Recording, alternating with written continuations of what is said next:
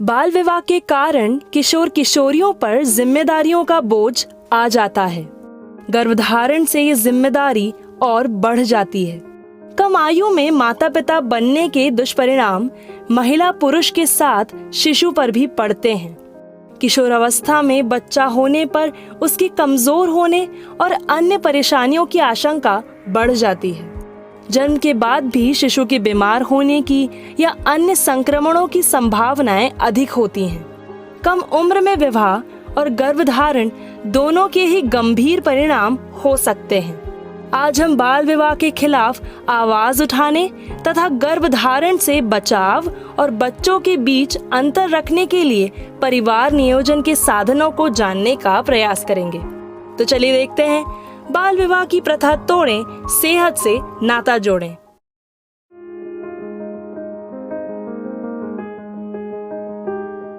पिछले भाग में हमने देखा कि माधव मुस्कान की मौसेरी बहन रीता को क्यों शारीरिक, आर्थिक और मानसिक दुष्परिणाम का शिकार होना पड़ा, जबकि मीता की शादी के समय परिस्थितियां अलग थीं।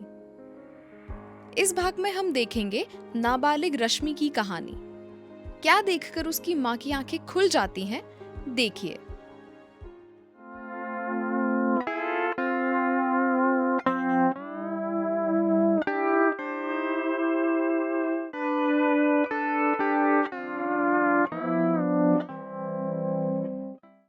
तो 2 दिन स्कूल क्यों नहीं आई? बात ही ऐसी है, तू भी सुनेगी तो उछल पड़ेगी। मेरी सगाई हो गई है। मुझे नए कपड़े और गहने भी मिले, और देख, उन्होंने सबसे छुपकर मुझे मोबाइल दिया है। मोबाइल? कहा रोज फोन लगाना, इसमें हम एक दूसरे को देख भी सकते हैं। क्यों? शादी कोई गुड्डे गुड्डी का खेल नहीं है। सोच, तेरी पढ़ाई का क्या होगा?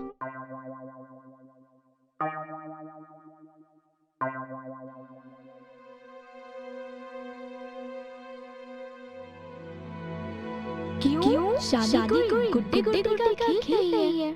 सोच, तेरी पढ़ाई का क्या होगा? सोच, तेरी पढ़ाई का क्या होगा? शादी कोई गुड्डे गुड्डी का खेल नहीं है।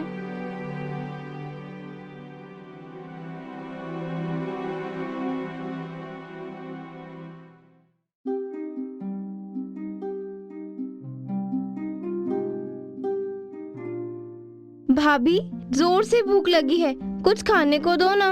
हाँ दीदी, अभी देती हूँ। आज फिर कोई नुकसान कर दिया? कब अकल आएगी इसे?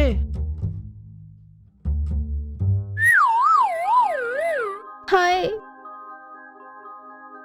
ये क्या हो गया भाभी को? रोज के नखरे हैं ये। काम के नाम पर कमजोरी। टीवी देखने में तो महारानी घंटों बैठी रहेगी। माँ, ऐसा मत कहो, भाभी जानबूझकर ऐसा नहीं करती हैं।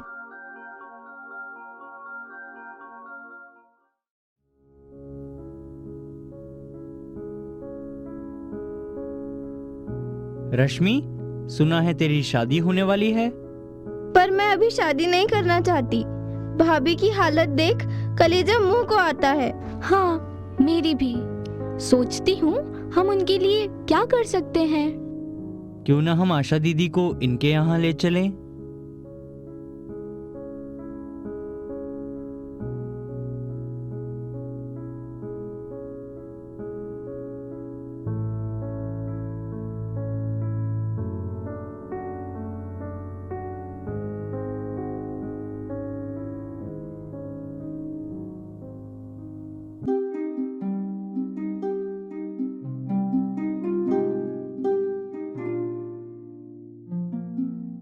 आइए आशा दीदी, आज आपको रश्मि की सगाई की मिठाई खिलाऊंगी।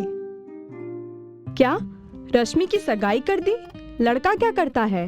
10वीं में पढ़ रहा है। रश्मि 8वीं में और वह 10वीं में?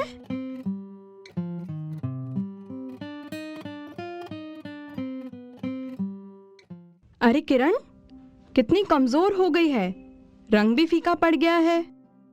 शुरू में भाभी कितनी स्वस्थ थी, मेरे साथ खूब खेलती थी, मेरी किताबें पढ़ती थी। क्या खेलना, क्या पढ़ना, सब चोचले हैं।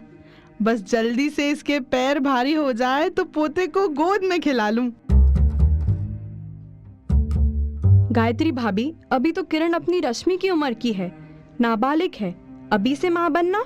हाँ तो क्या हुआ, महावरी आ गई है तो माँ तो बन ही सकती है।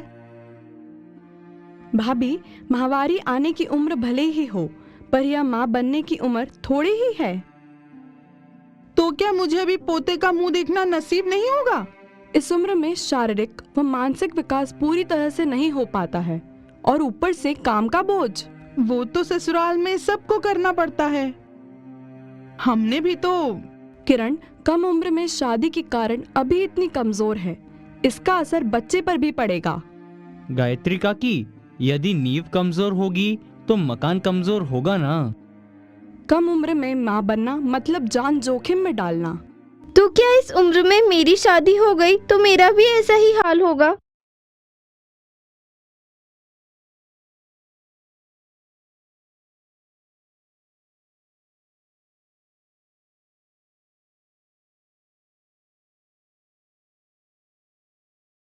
नहीं नहीं, मैं अपनी लाडली बेटी की ऐसी हालत नहीं होने दूंगी।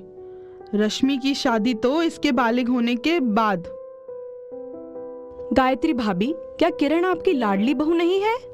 हाँ हाँ, क्यों नहीं। तो फिर आप संकल्प लो कि आप दादी तभी बनेंगी जब बेटे बहू बालिग हो जाएं। हाँ, संकल्प लेती हूँ और ध्यान रखूंगी कि किरण पर काम का बोझ कम हो, वह ठीक से खाए पिए खुश रहे। अच्छा गायत्री भाभी, मैं चलती हूँ। दीदी, आपने मुझे अच्छा ज्ञान दिया, कुछ समस्या हुई तो मैं आपसे संपर्क करूंगी।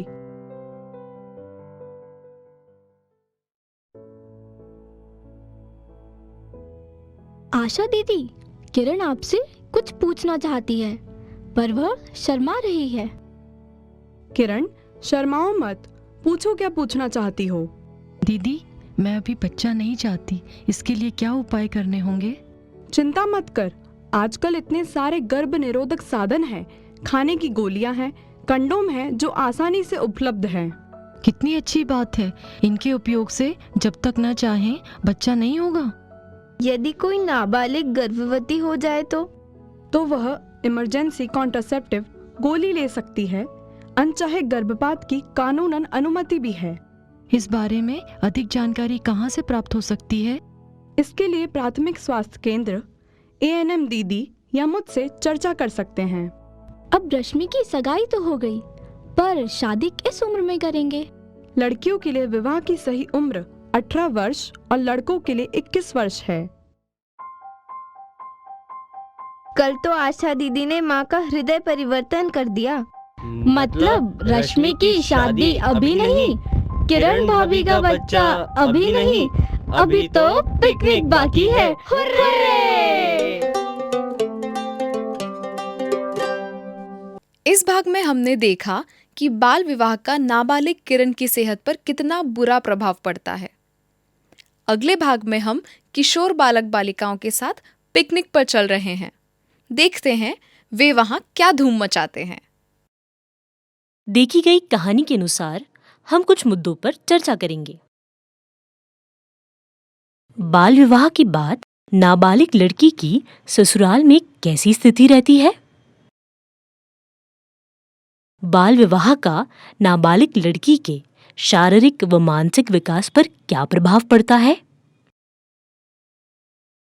यदि नाबालिग लड़की गर्भवती हो जाए तो परिवार नियोजन के कौन-कौन से साधन उपलब्ध हैं? इनकी जानकारी किनसे मिलेगी? विवाह की सही उम्र क्या है? याद रखने वाले मुख्य संदेश। परिवार नियोजन के साधन। परिवार नियोजन के साधन 2 प्रकार के होते हैं, अस्थायी साधन और स्थायी साधन। अस्थायी साधन में पुरुषों के लिए पहला प्राकृतिक अपूर्ण संभोग और दूसरा कंडोम होता है। अस्थायी साधन में महिलाओं के लिए पहला प्राकृतिक सुरक्षित काल, दूसरा हार्मोनल खाने की गोलियां, तीसरा बिना हार्मोन वाली खाने की गोली सहेली गोली। चौथा कॉपर टी। और पांचवा रासायनिक जेली।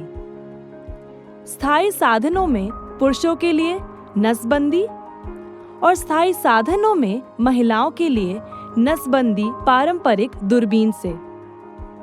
कंडोम व गर्भ निरोधक गोलियां आशा दीदी, नर्स दीदी, आंगनवाड़ी केंद्र, प्राथमिक स्वास्थ्य केंद्र व दवाई की दुकानों पर उपलब्ध होती हैं। आईपिल एक आपातकालीन यानी इमरजेंसी में गर्भ निरोधक विकल्प है, जिसका इस्तेमाल तभी करना चाहिए जब कोई दंपति नियमित रूप से कोई अन्य गर्भ निरोधक तरीका इस्तेमाल नहीं कर रहे हों। वह सभी जानकारी आशा दीदी, नर्स दीदी, आंगनवाड़ी कार्यकर्ता व प्रशिक्षित डॉक्टरों से हमें प्राप्त हो सकती है। एक जरूरी जानकारी यह भी है कि जिला अस्पतालों में सलाहकार या परामर्शदाता होते हैं जो कि किशोर किशोरियों को सलाह दे सकते हैं।